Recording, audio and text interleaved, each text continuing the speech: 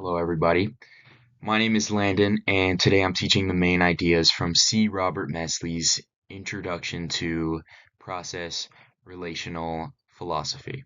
My goal here is to explain these ideas in a clear, simple way so they actually make sense, even if you've never heard of process philosophy before. Alrighty, let's get started.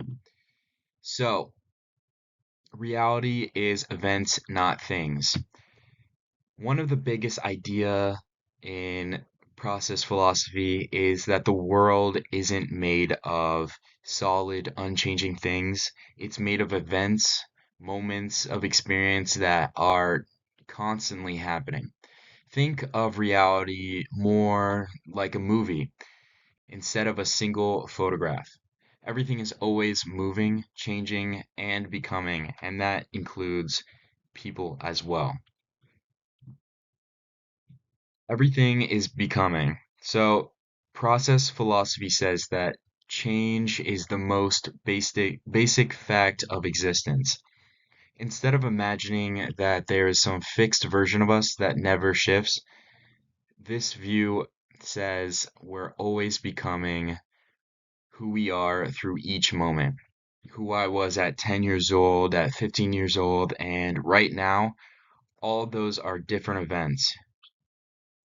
We're not just fixed objects, we're an ongoing process. Who I was 10 years ago is completely different than who I am now, just through the choices I've made, through everything that's going on inside everybody's lives.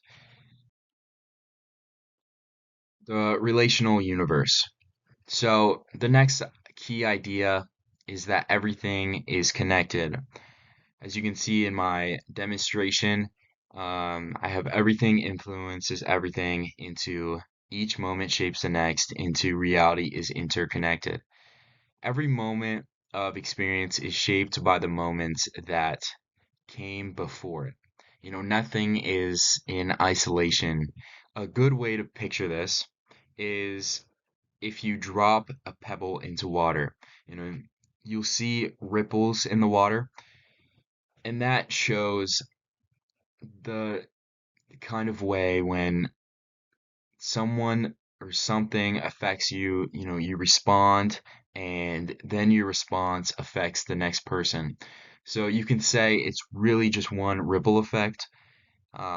Reality is based on, it's basically just one huge network of influence. Ready? So creativity in each moment. Even though we're shaped by the past, we're not controlled by it.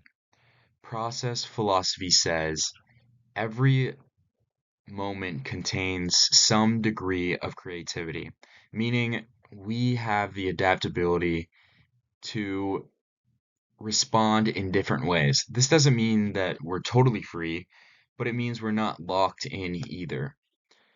That little bit of freedom in each moment is what makes growth and change possible. So, say you did something terrible in the past, you can always forgive yourself and try to persevere through that and deal with your consequences to change for the better. So you're not always locked in to being that terrible person. You can always change your ways to become somebody greater. Another big idea in Mesle's book is how process philosophy understands God. Instead of imagining God as someone who forces things to happen, this view says that God works through persuasion, not control.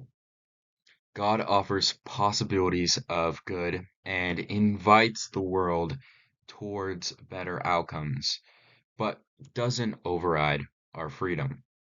It's a very relational understanding of how God and the world interact. So they see him as not this overwhelming control being, as instead as inviting you to become good and see the world in better outcomes. Ethics in a relational world.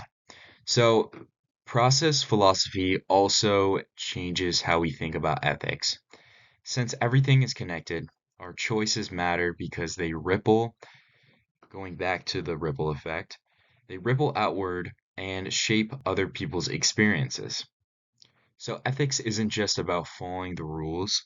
It's about paying attention to our relationships and trying to create better conditions for the future. Because we're all part of it's the same ongoing process. We're responsible for how we affect others. So if you treat somebody badly, that could ruin their mood and like affect them for the entire week. Human freedom. This view avoids two extremes. The idea that everything is totally undermined and the idea that we have unlimited free will. Instead, process philosophy says we're influenced by our past, but we still have some freedom to respond. And honestly, that feels pretty accurate because if I had total freedom, I'd probably never do homework again. And if everything was determined, I'd blame the universe every time I'm late. But reality is somewhere in the middle, influenced but still responsible. Because if I had free reign, I wouldn't have the responsibilities I would have now. So, why does any of this matter? Because, you know, this philosophy actually matches real life. Things change, people grow, relationships shape us, and our choices ripple outwards. Basically, process philosophy is just describing what it feels like to be human, who's trying their best. Waking up, drinking coffee, trying to make good choices, and hoping the universe doesn't throw another plot twist at you.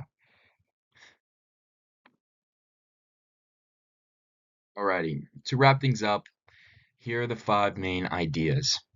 Reality is made of events, everything is connected, change never stops happening, each moment includes creativity, ethics is about relationships and responsibilities. And I hope you guys took something away from this and learned to, not only become a better person, but, grow from this experience and use this philosophy to shape your lives in different ways. Anyways, this has been Lanny Clifford talking about philosophy. Thank you so much for listening, and thank you guys for an amazing semester.